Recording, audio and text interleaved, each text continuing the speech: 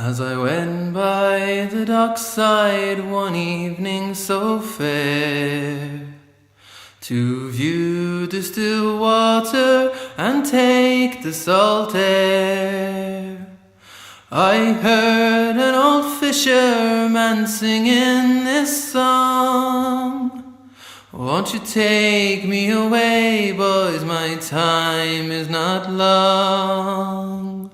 Wrap me up in me oilskin and jumper. No, I'm going to call upon the East Wall Peg Group to sing a song called When Larkin Came to Dublin Town. Whenever you're ready.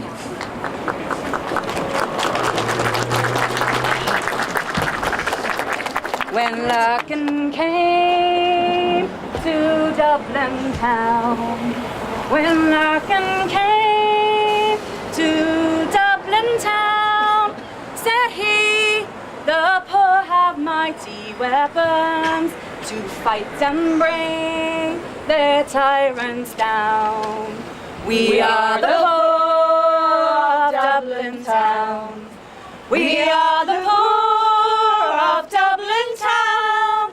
And where can the poor find mighty weapons to fight and bring their tyrants down? Come follow me, said Larkin then. Come follow me, said Larkin then. And I will show you a mighty army and make you all free Irishmen.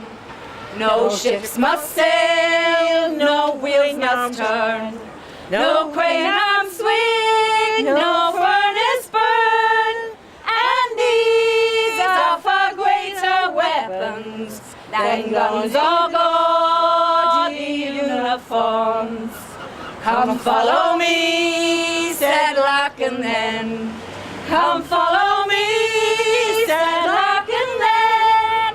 And I will show you a mighty army and make you all free Irishmen. And make you all free Irishmen. And women!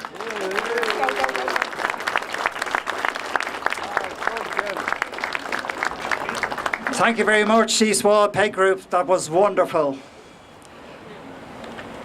Okay, let's go. On behalf of the Adela Hare Commemoration Committee, I'd like to extend a warm welcome to Ardmhéara, Lord Mayor and Honorary Admiral of Dublin Port, Mícheál MacDonncha, the Mayor of Holyhead, Councillor Anne Kennedy, and her husband Ronald.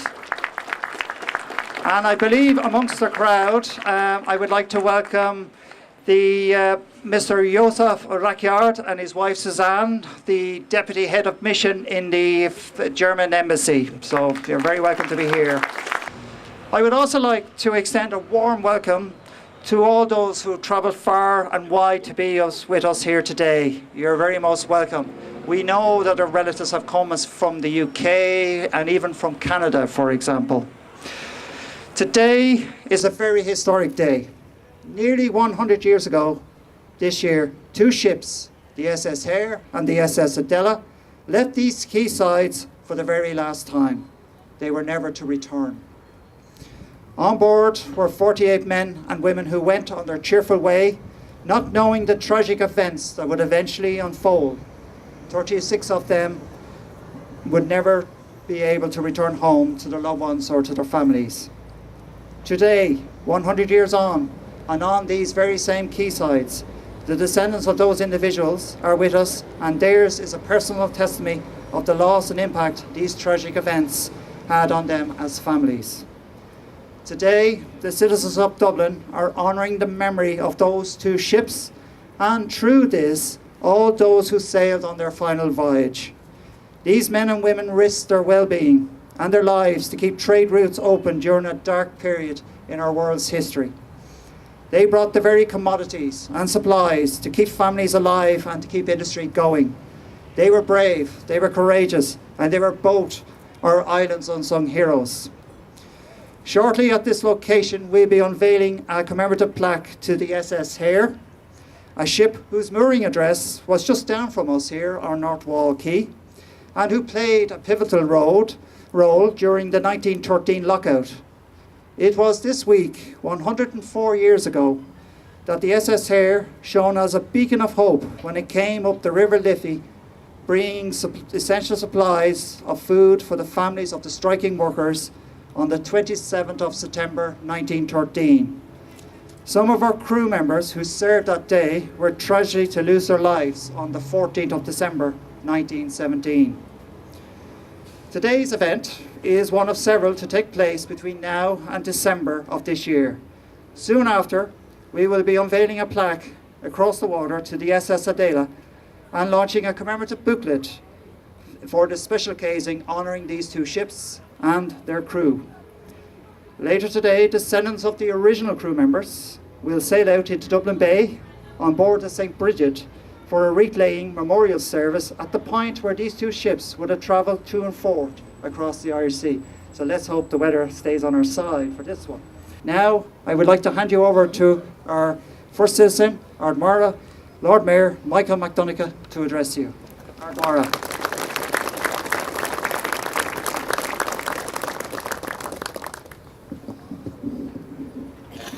Míle mágah agus chuann sé anas orm mar Ardmhéara bheith láthair libh ag an ócáid starúil seo.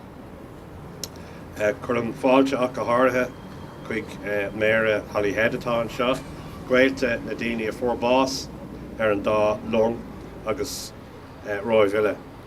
It's an honour for me as Ardmhéara to join you today for this ceremony as we mark a very significant event, and if often forgotten event in the history of Dublin, and particularly the history of the docks and of the working people who lived and worked in these areas. A special welcome to the relatives of those, the descendants of those who were lost in the two ships. Also to the Mayor of Holyhead, who's very welcome here today, and to all guests.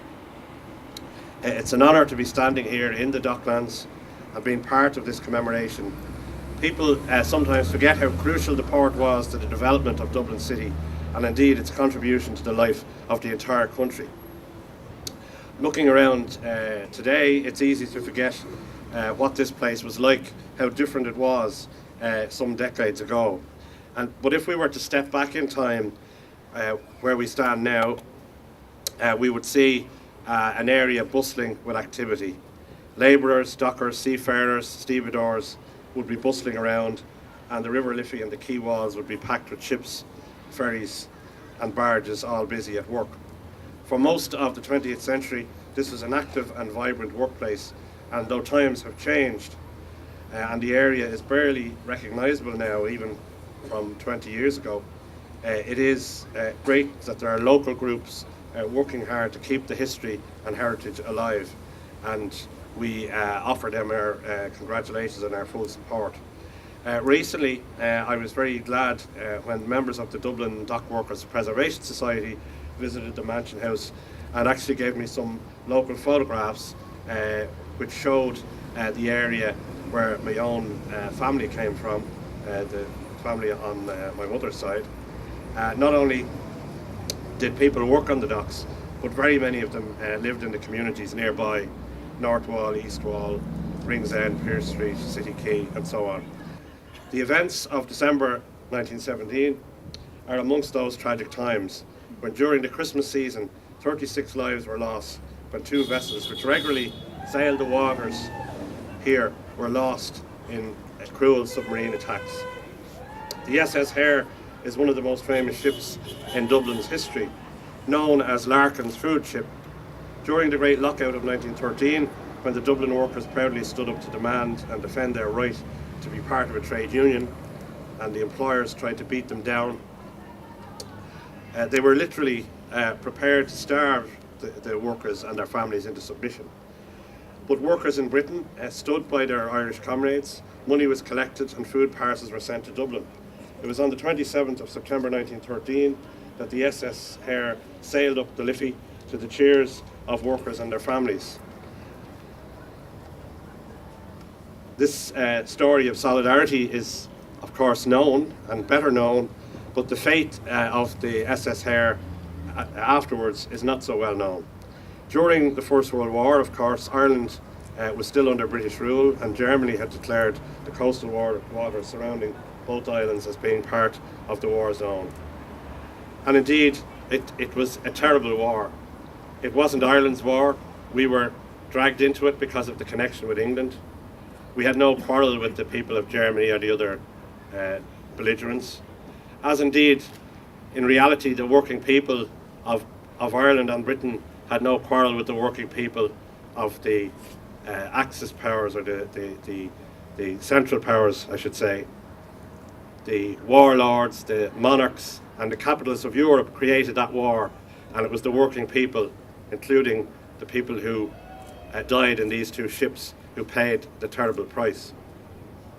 The German submarines, the U-boats, began a policy of sinking merchant shipping, and this was after the British had decided to blockade Germany, preventing the importation of food and causing widespread hardship and starvation in that country.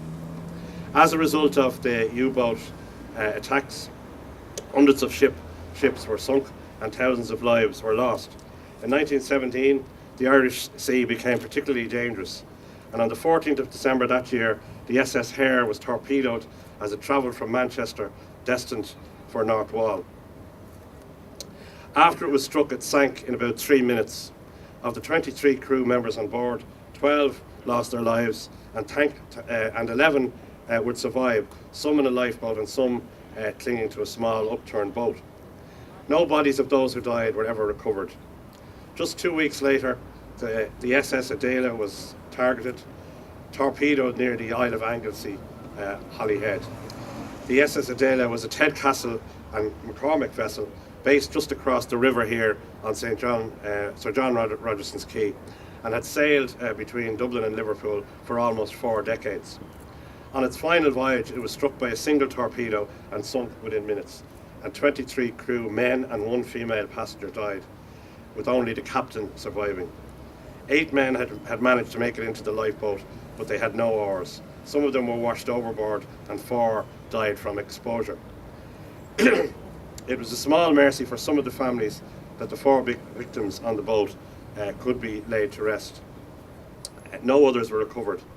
Today we are commemorating these 2 vessels, the SS Hare and the SS Adela, part of Dublin's history. But more importantly, we are remembering and honouring those who lost their lives in these tragedies. We also remember the survivors who endured a terrible ordeal. Each victim left behind a family, friends, and dependents. And they were part of the community, part of the working community in this area. In this centenary year, it is fitting that they're commemorated and remembered as innocent victims of war.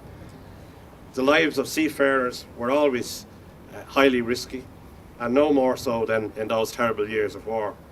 These men and women were workers, earning a living and striving to provide for their families. They paid a high price, and those left behind continued to pay the price for years afterwards. So it's an honour for me to be here today with the descendants of these men and women, the casualties and the survivors, and to remember them as we stand beside the River Liffey, looking out upon the waters that were so much part of their lives. There was only one survivor of the SS Adela, Captain Michael Tyrrell, and he stated about the crew who were lost, they all discharged of their duties faithfully and well. So I commend everybody involved in organising this commemoration and these permanent memorials to those who died. They serve to remind us of the horror and the futility of war and the importance of peace, building peace and maintaining peace. And once again, well done to all concerned. Agus tasúla gom go mbeidh sé seo mar cuimhne na daoine fórbás le blianta fada roin. Gur míle maith. Thank you, Ardmhéara. Just before, I just want to acknowledge members of the maritime community of the Docklands here who have come out in solidarity along the Liffey there. I saw some of them as I was coming up from the ferry terminal, so I just wanted to thank them for coming out in solidarity for the families today. I'm now going to call upon my colleague from the Adela Hare Centenary Commemoration Committee, Elizabeth Watson, to do A roll call of the final crew of the SS Hare.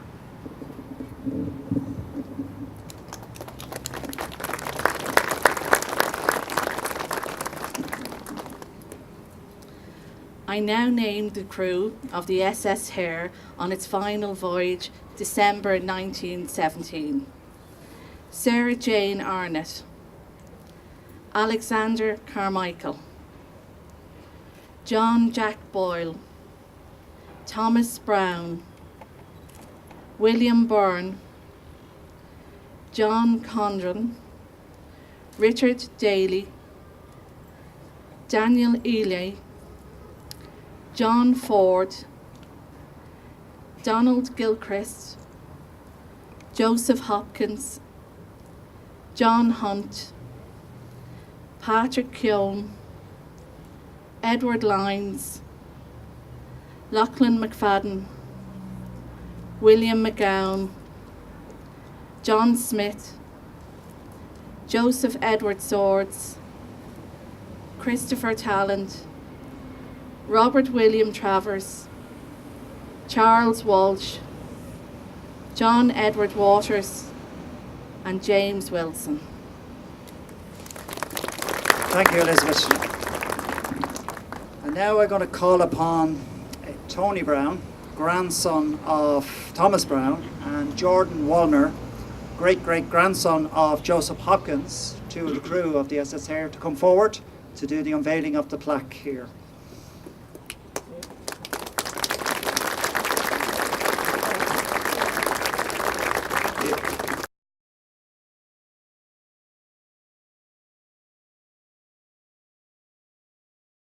And I'm going to call on Christy now to do a little lament for us.